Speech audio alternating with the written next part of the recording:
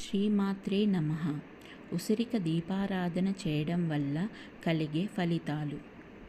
కార్తీక మాసములో ద్వాదశి రోజున తులసికోట దగ్గర శ్రీ దామోదర స్వామివారి ప్రీతి కొరకు ఉసిరిక దీపాన్ని వెలిగిస్తారు. ఈ దీపాన్ని వెలిగించడం వలన పునర్జన్మ అనేది ఉండదు.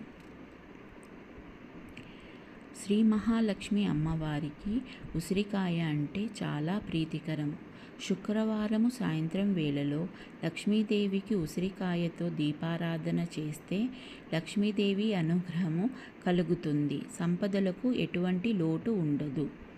కనకధార స్తోత్రాన్ని శుక్రవారం నాడు చదివి ఆ తరువాత లక్ష్మీదేవికి ఉసిరికాయతో చేసిన పదార్థాన్ని నైవేద్యంగా పెడితే మహాలక్ష్మి అనుగ్రహము కలుగుతుంది.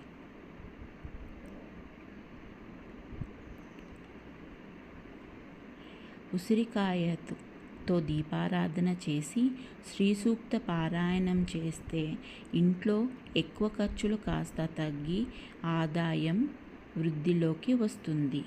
కార్తీక మాసంలో ప్రతిరోజు పూజ చేసేటప్పుడు పూజ స్థానంలో శంఖంతో పాటు ఉసిరికాయను ఉంచి పూజిస్తే ఇంట్లో ప్రశాంతమైన వాతావరణం కలుగుతుంది.